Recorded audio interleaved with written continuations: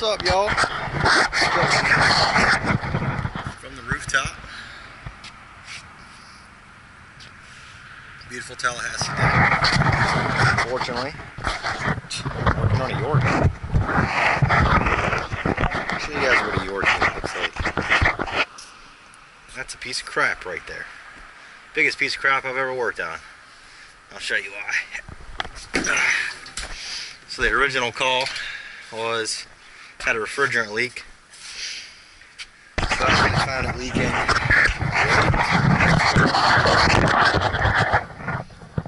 There.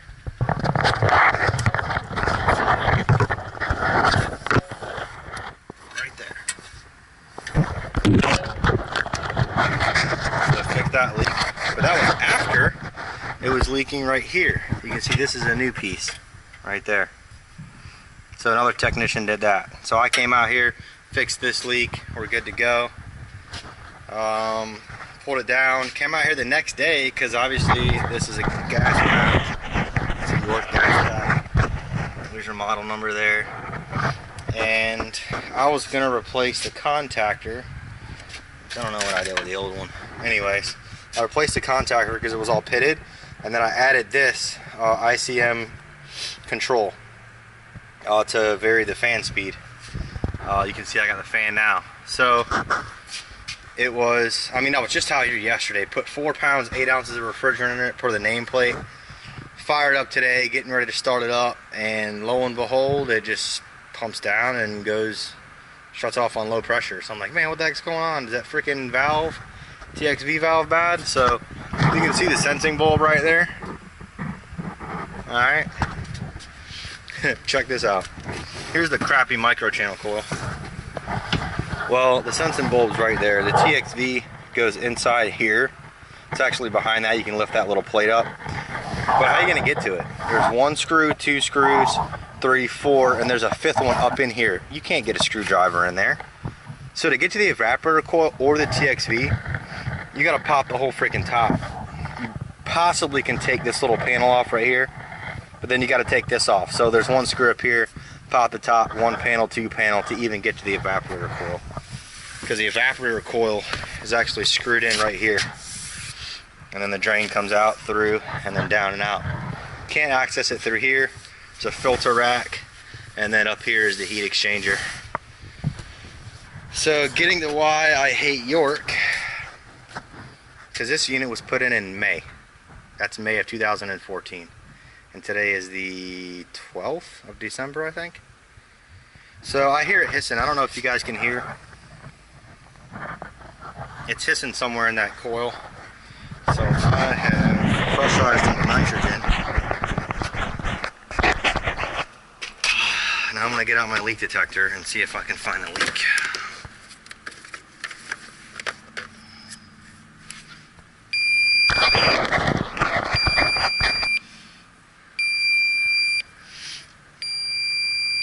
Now we have to blow the nitrogen out first.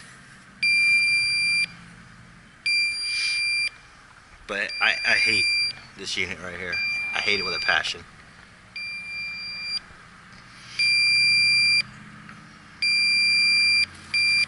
So I sprayed it with soap bubbles and I couldn't really get anything with the soap bubbles. Let's see if I can get anything.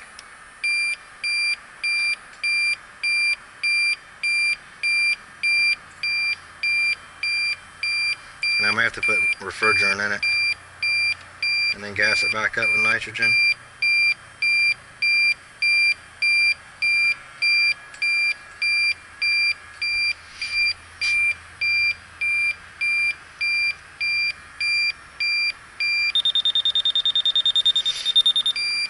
Well, it's leaking there.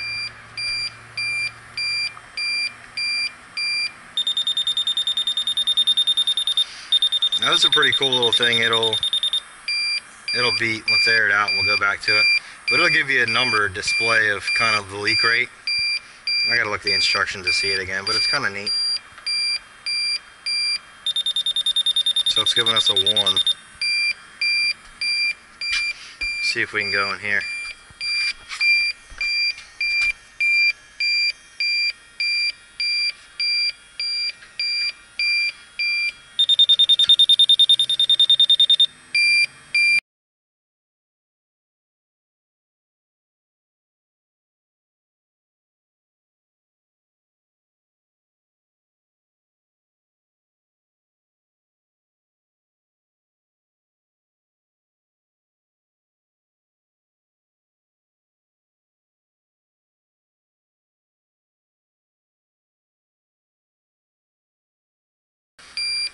The wind's probably whipping it around a little bit.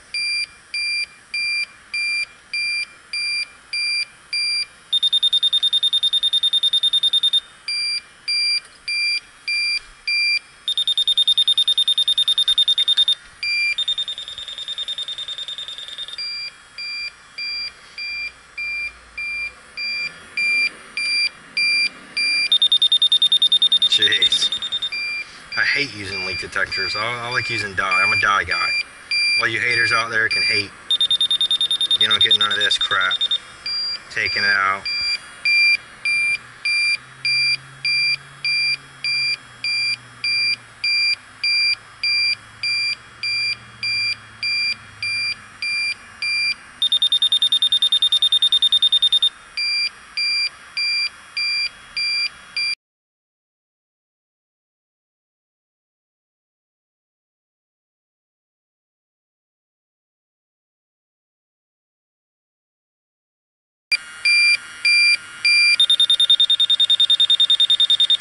So our leak's right in there. Probably on the back side more. 2.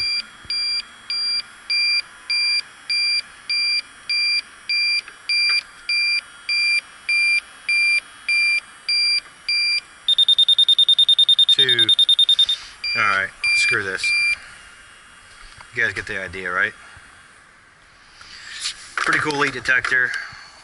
Is it a H10? No. But it works. And I usually use dye. And that's the reason why I don't want to spend 15 minutes looking for it. I want to spend like 10 seconds looking for it. But when it's dropping that fast, 165 again, I mean, freaking A, turn it on and it pumps 400 PSI, 350, whatever, it's going to blow out of there fast. So we'll get another coil on order, under warranty, and we'll be back. So, thanks guys. Maybe I'll shoot another video and then show you guys how this works. So basically, your motor lead powers off. I just had this off because I took the motor off up top. See it sitting there? That's how you're going to get back there to work on that freaking coil. You're not. It's ridiculous. See, I'm not a fan of York. Anyway, so that motor lead goes there. And all you're doing is taking line 1, line 2 in here. You got 480 volt, 120 to 240. This is a 208. It does 208. And then you wire your common in right here. And your run for the other side of your motor is there. So you just put a jumper wire from run over to there. And then you're good. So it just feeds it power and it regulates the voltage going to the motor. And you can set it for cutout speeds, ball bearing or sleeve bearing settings. And I'm not going to go into all those setups. I mean, the manual is right there. If you're interested, go to ICM's website and read their manual. So I'm a big fan of reading manuals. I taught myself this trade by reading manuals. So why give away all your secrets, man? Go freaking read yourself. Spend the time. Anyway, I'm kind of pissed off. I gotta freaking see this. It's ridiculous.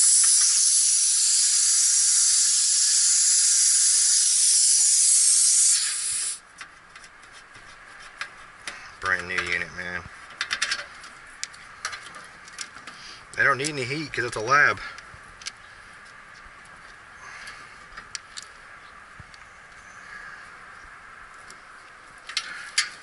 Testo is tried and true.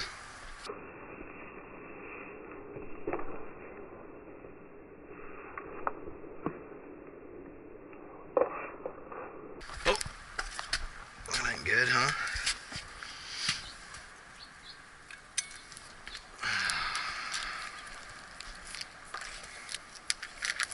It's time to get home, fry some fish, eat some dinner. Alright guys, there you go. Don't buy York. They're junk. I hope this thing footage is going. I just pressed the button. Oh yeah, red light's on. What up, fellas? It's been a while since I did a YouTube video. But I'm just getting off this roof from that York unit. Driving to pick up my little girl. And man, I was so annoyed on that roof with that unit. So I was there yesterday diagnosing it and found the leak pretty quick. Jumped up there, repaired it, was down, you know, out of there pretty fast by 6 o'clock. I think I was there maybe 2 hours. So I get there today, so I had to order a contactor because it was burning the contactor up. And the unit was installed in May. So replaced the contactor today, and then I threw a low ambient control on one of those ICM head pressure controls. And I guess I should wear my seatbelt. And so I threw that on today, and I went to test it all out. Now my gauge is hooked up to it, and boom, it shuts down on low pressure. So I'm like, man, what the heck is going on with this thing? I was just here yesterday. It holds 4 pounds, 8 ounces. So I was like, you know what?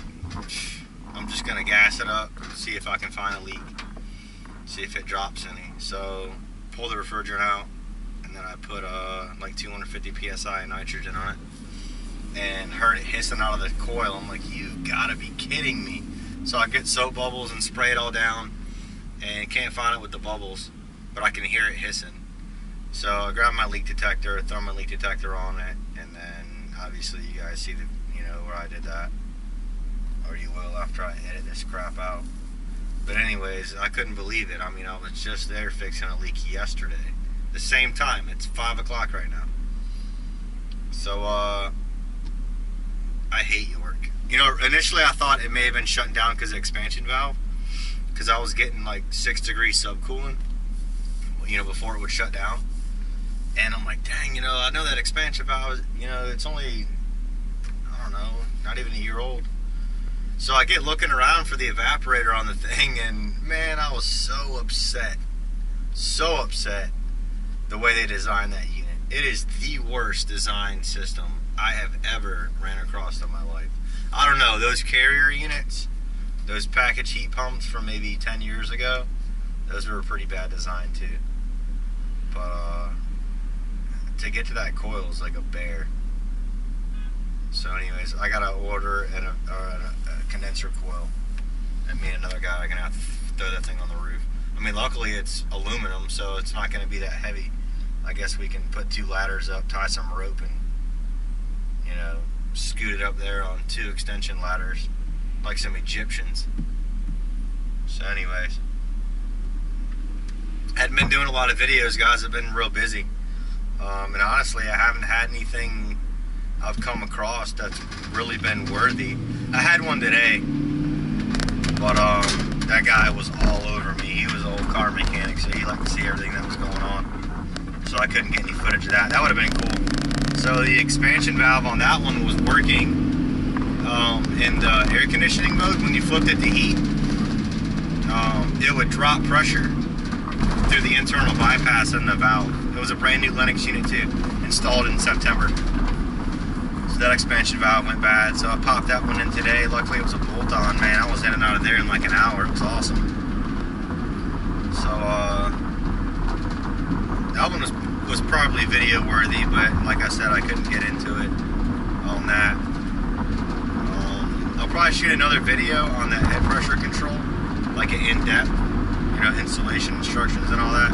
I know on this video I briefly mentioned it, but when I go back to do that condenser coil, shoot, I'll probably do a video on changing the condenser coil out too.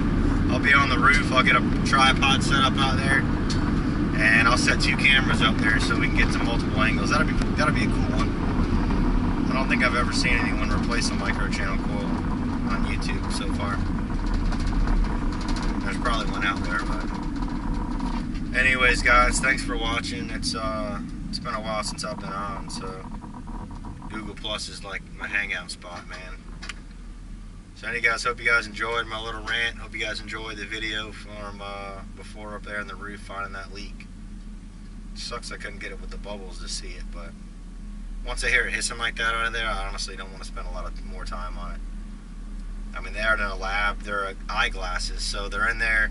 They got a bunch of lab equipment in there. They're shaving down glasses and stuff. So it was like 82 degrees in there, and outside it's probably 48 or 50 out right now.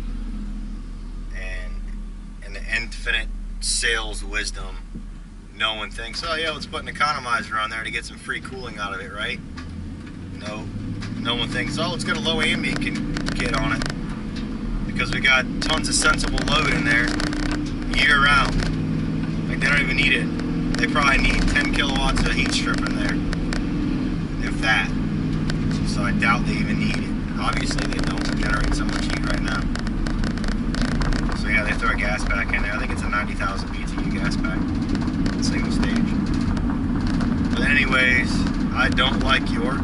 That's my personal preference. I was thinking about that too, man, when I was bashing them on the roof. I guess, you know, they made some good equipment 30 years ago. You know? Other than those heat pumps that had that diaphragm switch in it. That was a sucky thing. But anyways, I'm not a fan of York at all. I don't like anything that they have.